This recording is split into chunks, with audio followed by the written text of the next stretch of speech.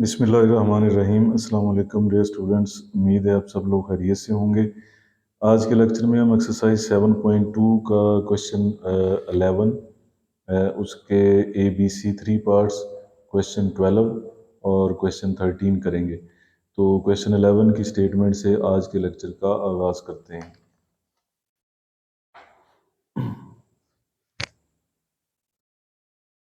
Exercise 7.2 का question number 11, उसकी statement है, in each of the following check whether the two lines are parallel, perpendicular, और third चीज़ हमने चेक करनी है नाइदर पैरेलल नॉर परपेंडिकुलर।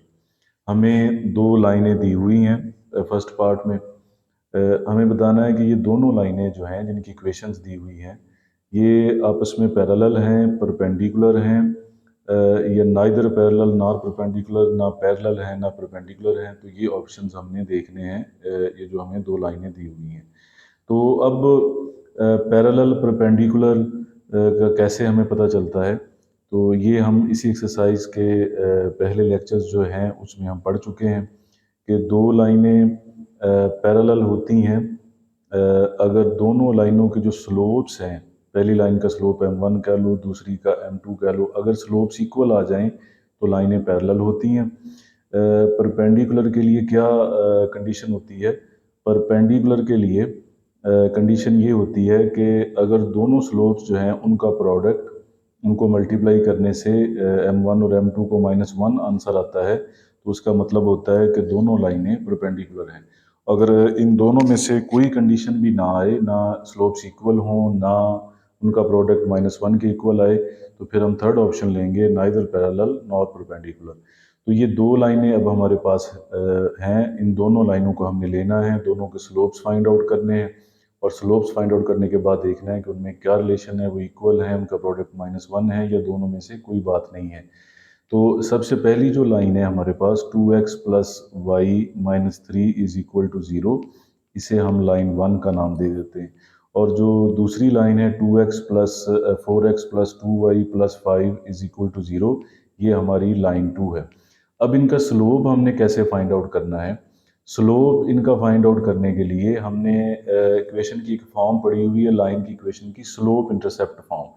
तो हम इनको स्लोप इंटरसेप्ट फॉर्म में लिखेंगे। वो होती है y is equal to m x plus c. ये होती है, इसको हम कहते हैं स्लोप इंटरसेप्ट फॉर्म। तो इसमें हमने इन दोनों लाइनों को लिखना है। तो वहाँ से जो x के साथ जो होता है कोएफिशिएंट, वो हमारा स्लोप होता है। तो दोनों लाइनों को हम इस शक्ल में लिखेंगे। तो इसमें शक्ल में लिखने के लिए हमें लेफ्ट साइड पे क्या चाहिए होता है? y positive. तो ये जो y साइड पे पड़ा है, इसको हम लेफ्ट साइड पे ही रहने देंगे, और जो 2x है उसको दूसरी साइड पे ले जाएंगे, माइनस हो जाएगा, और 3 जब दूसरी साइड पे जाएगा तो प्लस हो जाएगा। तो ये हमें y is equal to -2x plus 3 जो है वो मिला है, स्लोप इंटरसेप्ट फॉर्म है ये। तो अब इसमें जो x का कोएफिशिएंट है, अगर हम इसे इसके साथ कंपेयर करें m, तो यहाँ पे जैसे m है तो यहाँ पे -2 है, तो ये स्लोप है इस लाइन का। तो हम इसे m1 का नाम दे देते हैं। तो पहली लाइन का जो स्लोप है वो -2 है, जो x के साथ कोएफिशिएंट है। तो पहला स्लोप जो है वो हमें मिल गया है -2। अब हम चलते हैं दूसरी लाइन की तरफ। तो उसे भी हम इसी शक्ल में लिखेंगे, y is equal to m x plus c. तो सबसे पहले हम जो 2y है इसे लेफ्ट साइड पे रखेंगे, 4x जो है ये दूसरी साइड पे जाके माइनस हो जाएगा, और 5 भी दूसरी साइड पे जाके माइनस हो जाएगा। अब y के साथ 2 नहीं होना चाहिए, तो अगर हम y को इधर देखें तो मल्टीप्लाई हो रहा है, तो दूसरी साइड पे जाके ये डिवाइड हो जाएगा, ये -5 है। तो 2 जो है ये 4 पहली रकम पे भी डिवाइड होगा और दूसरी पे भी। तो अगर 2 को हम -4x वाली रकम पे डिवाइड करें अलग, और 5 पे डिवाइड करें अलग, तो ये आपस में कैंसिल हो जाएंगे, 2 1 जार 2, 2 2 जार 4। तो y हमारे पास आ जाएगा -2x -5/2। यहाँ पे अगर हम देखें तो जो x का हमारे पास कोएफिशिएंट है, x के साथ जो नंबर है वो -2 है। तो ये दूसरी लाइन का स्लोप हमें मिल गया। अगर हम इसके साथ कंपेयर करें, जो भी x के साथ है वो m है, उसका साइन भी साथ। तो दूसरी लाइन का जो स्लोप है उसे हम m2 का नाम दे देते हैं। आपको पता है कि स्लोप को m से ज़ाहिर करते हैं, तो ये भी स्लोप है। तो ये -2 है। अब अगर हम देखें तो दोनों स्लोप्स जो हैं इक्वल हैं। दोनों स्लोप्स इक्वल होने का मतलब है कि जो गिवन लाइनें हैं जिनको हमने L1 और L2 का नाम दिया है ये पैरेलल हैं। हम यहाँ पे लिखेंगे since M1 is equal to M2, यानी पहली लाइन का स्लोप और दूसरी लाइन का स्लोप इक्वल है। सो गिवन लाइंस, जो लाइनें हमें दी गई हैं L1 एंड L2, ये दोनों लाइनें आर पैरेलल, ये पैरेलल हैं। तो ये हमने पहला जो इसका पार्ट है उसका आंसर हमने बता दिया कि दोनों लाइनें पैरेलल हैं क्योंकि उनके स्लोप्स इक्वल हैं। क्वेश्चन नंबर 11 का बी पार्ट है, उसमें भी हमें दो लाइनें दी गई हैं। तो दोनों लाइनों के हमने स्लोप्स फाइंड आउट करके तो हमें पता चलेगा कि ये लाइनें पैरेलल हैं, परपेंडिकुलर हैं या दोनों में से कोई नहीं। तो पहली लाइन को हम लिखें 3y is equal to 2x plus 5, इसे हम पहली लाइन का नाम देते हैं L1। तो इसको हमने इसी शक्ल में लिखना है, y is equal to mx plus C, slope intercept form जो होती है लाइन ऑफ इक्वेशन की, उसमें हमने इसे लिखना है। तो अब इस इक्वेशन को हमने ये फॉर्म देनी है। तो इसमें देखिए y है तो y तो हमें मिल गया लेफ्ट साइड पे, साथ 3 है। तो अगर हम 3 जो मल्टीप्लाई हो रहा है उसे दूसरी साइड पे ले जाएं तो दूसरी साइड पे जाके ये डिवाइड हो जाएगा। तो दोनों रकमों पे अलग अलग डिवाइड कर दें, एक्स वाली रकम पे अलग डिवाइड कर दें और ये कांस्टेंट पे अलग डिवाइड कर दें। तो अब अगर इसके साथ कंपेयर करें, एक्स के साथ जो नंबर आ रहा है वो हमारा m होगा यानी स्लोप। तो इस स्लोप को हम m1 का नाम दे देते हैं यानी पहली लाइन का स्लोप। तो ये होगा 2/3। तो हमें पहली लाइन का स्लोप मिल गया। अब हम चलते हैं इसकी दूसरी लाइन की तरफ। वो हमारे पास है 3x plus 2y minus 8 is equal to 0, इसे लाइन 2 का नाम दे दें। तो इसको भी हमने इसी शक्ल में लिखना है। तो y वाली रकम को लेफ्ट साइड पे ही रखें, 3x सबसे पहले उधर ले जाएं, माइनस हो जाएगा, माइनस 8 उधर जाके प्लस हो जाएगा। तो 2 इधर मल्टीप्लाई हो रहा है, अगर हम इसको दूसरी साइड पे ले जाएं तो ये उस साइड पे जाके डिवाइड होगा। तो x वाली रकम पे हम इसे अलग डिवाइड करेंगे 2 को, और 8 पे अलग डिवाइड करेंगे। यहाँ ये कैंसिल हो जाएगा, 2 1 ज़ा 2, 2 4 ज़ा 8। तो y हमारे पास आ जाएगा -3/2x प्लस 4। तो अब ये स्लोप इंटरसेप्ट फॉर्म में हमने इसे लिख दिया है। x के साथ जैसे m है जनरल फॉर्म में, इसी तरह यहाँ -3/2 है। तो इसका जो स्लोप होगा दूसरी लाइन का, जिसे हम m2 का नाम दे देते हैं, ये होगा -3/2, -3/2। तो देखिए अगर हम पहले स्लोप को, तो वो 2/3 है, ये 3/2 है, साइन इनके चेंज हैं, इक्वल तो नहीं है। तो इनका प्रोडक्ट जो है वो -1 के इक्वल आ रहा है। तो हम यहाँ पे उसको चेक भी कर सकते हैं। आप यहाँ पे लिखें सिंस m1 और m2 का अगर हम प्रोडक्ट निकालें, यानी m1 हमारे पास 2/3 है और m2 हमारे पास -3/2 है। तो 2 2 से कैंसिल हो जाएगा, 3 1 ज़ा 3, 2 1 ज़ा 2। तो माइनस भी है, तो ये कैलकुलेशन करने से -1 आंसर आएगा। तो m1 और m2 का जो प्रोडक्ट है वो -1 आ गया है। इसका मतलब है सो जो गिवन लाइंस थी, जो लाइंस हमें दी गई थी, जिसको हमने L1 और L2 का नाम दिया था, वो अब परपेंडिकुलर हैं क्योंकि उनके स्लोप्स का जो प्रोडक्ट है वो -1 है। तो ये इसका आंसर आ गया इसके पार्ट बी का। अब चलते हैं इसके पार्ट सी की तरफ। तो पार्ट सी में भी हमें दो लाइनें दी हुई हैं। हमने इन दोनों लाइनों के स्लोप जो है फाइंड आउट करके तो बताना है कि ये पैरेलल हैं या परपेंडिकुलर हैं या दोनों में से कोई नहीं। तो ये जैसे 4y plus 2x minus 1 is equal to 0, ये लाइन 1 है। और x minus 2y minus 7 is equal to 0, ये हमारी लाइन 2 है। तो हमने लिखना इन्हें उसी तरह स्लोप इंटरसेप्ट फॉर्म में है, यानी y is equal to m x plus c, इस शक्ल में हमने इन्हें लिखना है। तो y वाली रकम को हम इधर ही रखेंगे, 4y को, 2x दूसरी साइड पे जाके माइनस हो जाएगा, जो -1 है ये दूसरी साइड पे जाके +1 हो जाएगा। तो y को अकेला करने के लिए इस शक्ल के मुताबिक 4 मल्टीप्लाई हो रहा है, दूसरी साइड पे जाके 4 डिवाइड हो जाएगा। तो अलग अलग डिवाइड करें 4 को x वाली रकम पे अलग डिवाइड करें और इस कांस्टेंट पे अलग डिवाइड करें 4 को y। तो ये दोनों कैंसिल हो जाएंगे, 2 1 ज़ा 2, 2 2 ज़ा 4। तो हमारे पास y आ जाएगा, y इज इक्वल टू, ये -1 है ऊपर, नीचे 2 है और साथ में x है और आगे आ रहा है 1/4। तो ये हमने स्लोप इंटरसेप्ट फॉर्म में इसे लिख दिया है। तो कंपेयर करें तो जो जनरल फॉर्म के साथ जो x के साथ m है, तो यहाँ x के साथ -1/2 है, या अब कह लें कि पहली लाइन का स्लोप, जिसे हम m1 का नाम दे देते हैं, हमें पहला स्लोप मिल गया है। अब चलते हैं इसकी लाइन 2 की तरफ। उसको भी हमने इसी तरह y is equal to m x plus c, जो स्लोप इंटरसेप्ट फॉर्म है, उसकी शक्ल में लिखना है। तो सबसे पहले 2y को हम लेफ्ट साइड पे ही रखेंगे। x जो है प्लस हो रहा है, दूसरी साइड पे जाके माइनस हो जाएगा, 7 माइनस हो रहा है प्लस हो जाएगा। हमें ये माइनस सबसे पहले ख़त्म करना है, तो उसका तरीका ये है मल्टीप्लाइंग बोथ साइड्स बाई -1। जिससे क्या होगा, ये माइनस प्लस में चेंज हो जाएगा, x का माइनस भी प्लस में चेंज हो जाएगा और 7 के साथ माइनस आ जाएगा। अब 2 नहीं होना चाहिए, y के साथ 2 को दूसरी साइड पे ले जाके डिवाइड कर दें, 2 डिवाइड हो जाएगा। x का कोएफिशिएंट यहाँ पे हमारे पास 1 होगा, तो 2 अगर x वाले हिस्से पे डिवाइड हो अलग, यानी 1 पे कर दें और साथ x भी है, और 7 पे अलग डिवाइड हो, तो ये स्लोप इंटरसेप्ट फॉर्म में हमने लिख दिया है। उसके साथ कंपेयर करें तो x के साथ जो m है और यहाँ पे 1/2 है, तो यही हमारा स्लोप है दूसरी लाइन का, यानी m2 हमारे पास आ गया 1/2। तो ये अब दोनों स्लोप हमारे सामने हैं, इनको हम देखते हैं तो देखेंगे क्या इक्वल हैं स्लोप। ये -1/2 है, ये 1/2 है, साइन का डिफरेंट है इसमें साइन, तो इक्वल तो नहीं है, इसका मतलब पैरेलल नहीं है। तो अगर हम इनको मल्टीप्लाई करके देखें, -1/2 और 1/2 को अगर हम रफ में मल्टीप्लाई करके देखें, -1/2 ये वाला और 1/2 दूसरा पॉजिटिव, तो ये मल्टीप्लाई होने से -1 आंसर नहीं देते, बल्कि मल्टीप्लाई होंगे तो इनका आंसर आ जाएगा -1/4। तो इसका मतलब है कि ये परपेंडिकुलर भी नहीं है, क्योंकि इनका प्रोडक्ट -1 नहीं है। तो यहाँ पे हम लिखेंगे सिंस ना तो m1 और m2 स्लोप इक्वल हैं, इक्वल नहीं है, और ना ही उनका जो प्रोडक्ट है m1 और m2 का वो -1 आता है, ये नहीं आता, क्रॉस कर दें।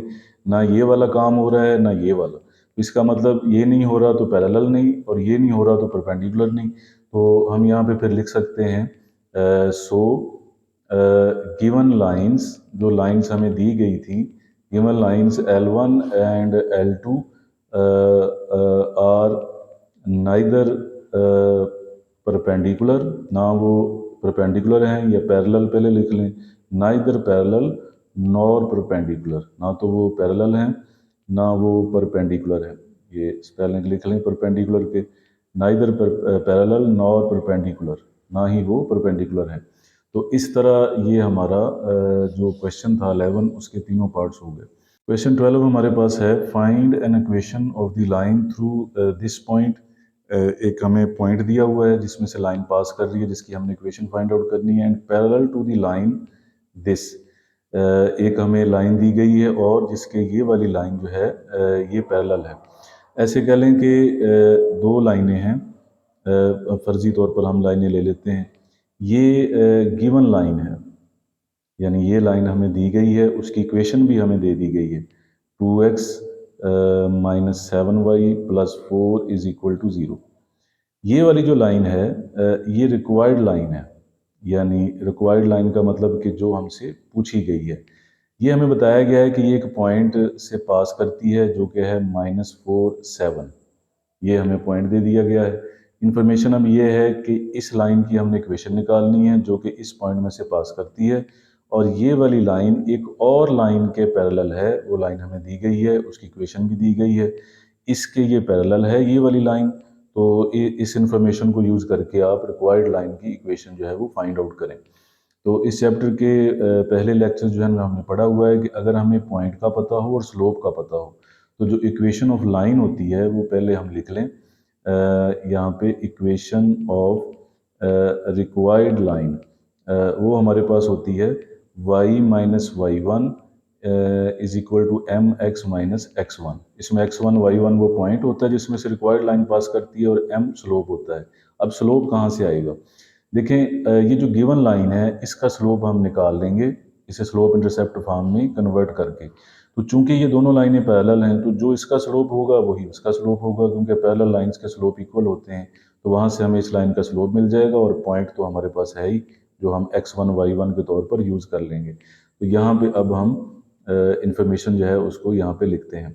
तो यहाँ पे हम लिखेंगे सबसे पहले गिवन लाइन, तो जो लाइन हमें दी गई है वो है 2x minus 7y plus 4 is equal to 0। इसको हम स्लोप इंटरसेप्ट फॉर्म में लिखेंगे। तो यहाँ पे आप लिखें स्लोप ऑफ गिवन लाइन का हम स्लोप लिखेंगे, वो इसे स्लोप इंटरसेप्ट फॉर्म में कन्वर्ट करके। तो वो हम कैसे कन्वर्ट करेंगे, उसकी इक्वेशन होती है y is equal to m x plus c. तो ये स्लोप इंटरसेप्ट फॉर्म होती है, उसमें हमने इसे कन्वर्ट करना है। तो देखें, सबसे पहले 7y को लेफ्ट साइड पे रख लें, minus 7y is equal to 2x दूसरी साइड पे जाके माइनस हो जाएगा, और 4 भी दूसरी साइड पे जाके माइनस हो जाएगा। अब आपने क्या करना है, मल्टीप्लाई करना है, मल्टीप्लाइंग बोथ साइड्स बाई -1, ताकि ये -y के साथ ख़त्म हो। तो ये हो जाएगा प्लस 7y, दूसरी साइड पे भी प्लस हो जाएगा, दोनों प्लस हो जाएंगे, 4 भी। अब जो 7 है हमारे पास, ये मल्टीप्लाई हो रहा है तो दूसरी साइड पे जाके डिवाइड होगा, और अगले स्टेप में ये अलग अलग डिवाइड हो जाएगा, यानी x वाले हिस्से पे अलग डिवाइड हो जाएगा और ये कांस्टेंट पे अलग डिवाइड हो जाएगा। तो इसको अगर हम कंपेयर करें इसके साथ स्लोप इंटरसेप्ट फॉर्म वाली के साथ, तो x के साथ m है तो यहाँ 2/7 है। तो इसका मतलब है कि जो स्लोप हमारे पास आएगा गिवन लाइन का, तो यहाँ पे हम लिख लेते हैं स्लोप ऑफ गिवन लाइन, वो हमारे पास आया है जो x के साथ नंबर होगा 2/7 वो। तो ये स्लोप आ गया। अब गिवन लाइन का अगर स्लोप आ गया है इस लाइन का स्लोप, तो चूंकि ये इसके पैरेलल है रिक्वायर्ड के, तो जो इसका स्लोप होगा वही रिक्वायर्ड का स्लोप होगा। तो यहाँ पे हम लिखें सिंस रिक्वायर्ड लाइन जो है वो पैरेलल है रिक्वायर्ड लाइन किसके, गिवन लाइन के, जो लाइन हमें दी गई है उसके ये पैरेलल है। सो स्लोप ऑफ रिक्वायर्ड लाइन का स्लोप क्या होगा, जो गिवन लाइन का स्लोप है वही होगा 2/7, क्योंकि पैरेलल लाइंस में स्लोप इक्वल होते हैं। तो चलें, हमें स्लोप भी मिल गया है 2/7 हमारी रिक्वायर्ड लाइन के लिए। तो अब इक्वेशन ऑफ रिक्वायर्ड लाइन किस में से पास कर रही थी, पासिंग थ्रू, वो पास कर रही थी -4 7 से, पासिंग थ्रू -4 7, हैविंग स्लोप, उसका स्लोप हमने क्या फाइंड आउट किया है, वो 2/7, m इज इक्वल टू 2/7। इस इंफॉर्मेशन के साथ अब हम इसकी इक्वेशन फाइंड आउट करते हैं। तो ये पॉइंट जो है ये x1 y1 हमारे लिए बन जाएगा। तो y माइनस y1 यानी 7, m x माइनस x1, तो m की जगह पे हम लिख सकते हैं 2/7। तो यहाँ पे 2/7 लिख दें स्लोप की जगह पे, x माइनस x1 यहाँ पे -4 है, ब्रैकेट का इस्तेमाल करें। y minus 7 is equal to 2/7, ये माइनस माइनस प्लस हो जाएगा, +4। तो अब आप इस 2 को मल्टीप्लाई कर दें ब्रैकेट के अंदर, ये हो जाएगा 2x, 2 को 4 से करेंगे 8, और ये जो नीचे 7 है ये सब के नीचे लिख सकते हैं। यहाँ पे y माइनस 7 और इसके नीचे 1 होगा। तो अगर हम यहाँ पे क्रॉस मल्टीप्लाई करें, तो 2x प्लस 8 को 1 पे मल्टीप्लाई करें तो 2x प्लस 8, 7 को y से मल्टीप्लाई करेंगे 7y, 7 को 7 से मल्टीप्लाई करेंगे 49। तो अब सब को लेफ्ट साइड पर ले आए, 2x प्लस 8, 7y इधर आके माइनस हो जाएगा, 49 इधर आके प्लस हो जाएगा, इधर बचेगा 0। तरतीब हमें चाहिए अब सबसे पहले x वाली, उसके बाद y वाली -7y, और फिर कांस्टेंट 49 पॉजिटिव 8 पॉजिटिव दोनों को ऐड करें तो 57 हमारे पास आएगा। तो ये इक्वेशन होगी रिक्वायर्ड लाइन की क्वेश्चन नंबर 12 की। क्वेश्चन नंबर 13 की स्टेटमेंट है, find an equation of the line through this point. इस पॉइंट में से एक लाइन पास कर रही है, and perpendicular to the join of A and B. तो ये हम सपोज कर लेते हैं कि ये हमारी एक लाइन है जो ए बी पॉइंट है, जिसके ऊपर ए बी पॉइंट्स वो हमें गिवन है। ए पॉइंट हमें गिवन है -15, -8, और बी गिवन है 10 7। ये है गिवन लाइन, ये हमें लाइन दी गई है। इस लाइन के ऊपर एक परपेंडिकुलर लाइन है जो इस लाइन के साथ 90 डिग्री का एंगल बनाती है। वो लाइन जिस पॉइंट में से पास करती है वो पॉइंट हमें दे दिया गया है 5 -8। तो अब सारी इंफॉर्मेशन को अगर इकट्ठा करें तो क्वेश्चन हमारे पास ये है, इसका नाम हम सी डी रख लेते हैं, सपोज कर लेते हैं। ये जो सी डी लाइन है ये हमारी रिक्वायर्ड लाइन है, ये रिक्वायर्ड लाइन है, इसकी हमने इक्वेशन निकालनी है। ये सी डी लाइन जो कि रिक्वायर्ड लाइन है, जिस पॉइंट में से पास करती है वो हमें गिवन है। ये एक और लाइन जो है ए बी, जिसके ऊपर ए बी पॉइंट्स हैं, उस पर ये परपेंडिकुलर है। तो हमें इक्वेशन इस सी डी की निकालनी है, ये हमारी जो रिक्वायर्ड लाइन है। तो वही जो फार्मूला हमने क्वेश्चन नंबर 12 में यूज़ किया है, वही हम इसमें यूज़ करेंगे। y minus y one m x minus x one. उसमें जो हमें x1 y1 पॉइंट की ज़रूरत होगी, वो तो जो जिसमें से ये पास कर रही है हमारी रिक्वायर्ड लाइन ये वाली, वो पॉइंट तो ये हमें मिल जाएगा x1 y1। रह गया स्लोप। तो स्लोप हम निकालेंगे गिवन लाइन का, यानी ए बी का। तो जब ए बी का स्लोप निकल आएगा, तो चूंकि दोनों लाइनें परपेंडिकुलर हैं, तो इनके स्लोप्स जो होंगे वो इस तरह होंगे कि जितना इसका स्लोप निकलेगा ए बी का, उसका उलट हम कर लेंगे बटे के लिहाज से भी और अलामत के लिहाज से भी, तो वो सी डी का स्लोप बन जाएगा। क्योंकि हमने स्लोप दोनों कैसे रखने हैं कि उनका जो प्रोडक्ट है वो -1 आए, जैसे कि हमने डिस्कस किया पहले। तो अब हम ए बी लाइन का स्लोप निकालते हैं, उसकी मदद से फिर हम अपनी जो रिक्वायर्ड लाइन है सी डी, उसका स्लोप निकालेंगे। तो अब हम इसका सोल्यूशन जो है वो करते हैं। तो सबसे पहले हम निकालते हैं स्लोप ऑफ गिवन लाइन। जो गिवन लाइन है उसका हम स्लोप निकालते हैं। किसकी मदद से? दो पॉइंट्स हमें दिए गए हैं। हमें ए पॉइंट दिया गया है -15 -8, हमें बी पॉइंट दिया गया है 10 और 7। तो दो पॉइंट्स जब दिए जाएं तो उनकी मदद से स्लोप निकालने का तरीका ये होता है y2 minus y1 over x2 minus x1। तो ये हमारा x1 y1 है पॉइंट, और ये x2 y2 है। तो यहाँ पे अगर हम वैल्यूज रिप्लेस करें तो y2 की वैल्यू हमारे पास है 7, y1 की वैल्यू है -8, ब्रैकेट का इस्तेमाल करें। x2 की वैल्यू हमारे पास 10 है, और x1 की वैल्यू -15 है, यहाँ पे भी ब्रैकेट का इस्तेमाल करें। तो यहाँ पे अब ऐसे होगा कि ये माइनस माइनस प्लस हो जाएगा 8, ये भी माइनस माइनस प्लस हो जाएगा 15।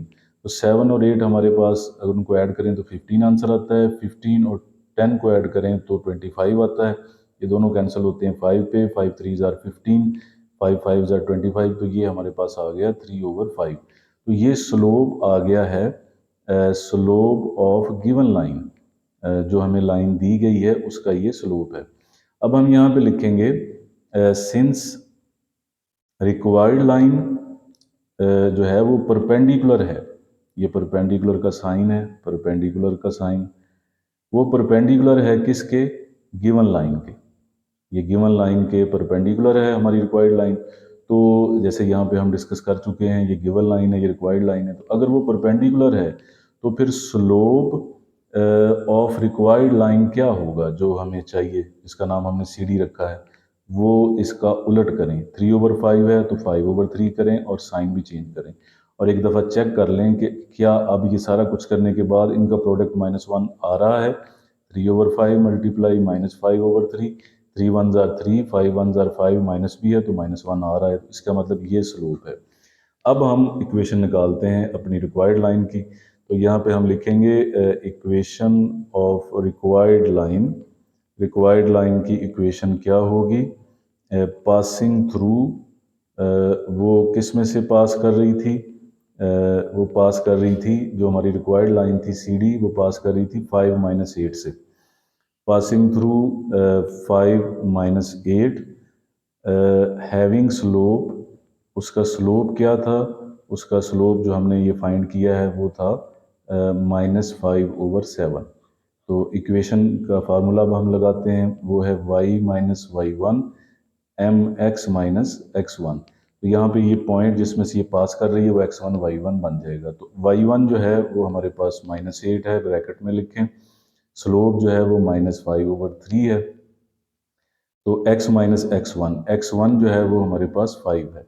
अब आप -5 को अंदर मल्टीप्लाई कर दें, -5 को अंदर मल्टीप्लाई करेंगे तो -5x, माइनस माइनस प्लस हो जाएगा 25। ये 3 हम सबके नीचे लिख सकते हैं, ये भी माइनस माइनस प्लस हो जाएगा। तो इसके नीचे 1 है। अब अगर हम क्रॉस मल्टीप्लाई करें, किसी को भी पहले कर लें, पहले इनको कर लें, ये पहले इनको कर लें। तो पहले अगर इनको करें तो 3 को y से करें 3y, 3 को 8 से करें 24। तो ये वाली जब 1 पे मल्टीप्लाई होगी तो यही आ जाएगा 5x प्लस 25। नेक्स्ट अब हमने ये करना है कि सबको इस साइड पे ले आना है। 3y प्लस 24, 5x इधर आके प्लस हो जाएगा और 25 इधर आके माइनस हो जाएगा, इधर बचेगा 0।